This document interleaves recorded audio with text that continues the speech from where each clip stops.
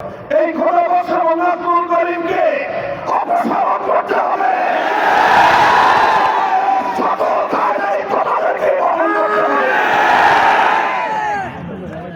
আমরা পরিষ্কার ভাষায় বলছি, আমাদেরকে বিগত দিনে তোমরা হেফাজতি করে গালি দিলা, মনে আছে কথাগুলা?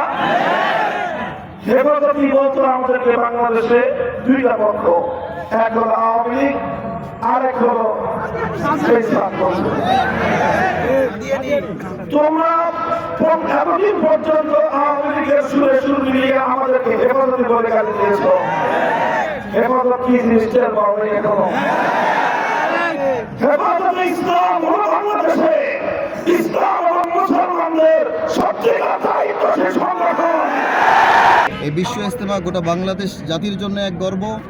এই বিশ্ব ইজতেমাকে সফলকাম করার জন্য ইজতেমার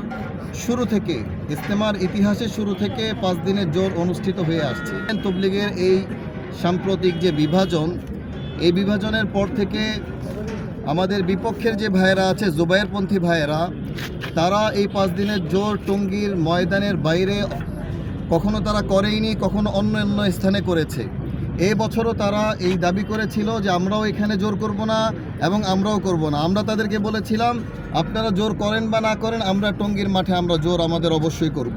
তাদের টয়লেটের ব্যবস্থা নেই, অজুর ব্যবস্থা নেই, গোসলের ব্যবস্থা নেই, রান্নার ব্যবস্থা নেই, শেডের ব্যবস্থা নেই, ইলেকট্রিসিটির ব্যবস্থা নেই। আমাদের প্রায় 2200 বিদেশি মেহমান আছেন। এই মানুষগুলোর জন্য রান্না করার কোনো ব্যবস্থা নেই, থাকার কোনো ব্যবস্থা নেই।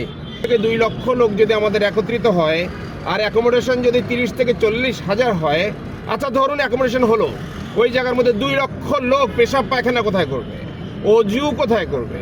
আমাদেরকে প্রস্তাব দিলে তো যৌক্তিক হতে হবে। আমরা ওনাদের কথা সম্মান করেছি, যেহেতু সরকারের প্রত্যেকটা কথা আমরা মেনেছি।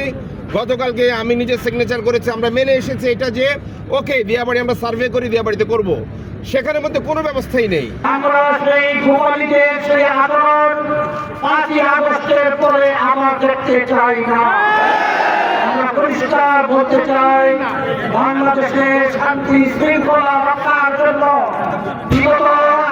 বিগত পতিত সরকারের আমলে যেই ধরনের জুলুম নির্যাতন হয়েছিল, সেগুলিকে আমরা ঠান্ডা মাথায় উঠানোর চেষ্টা করছি।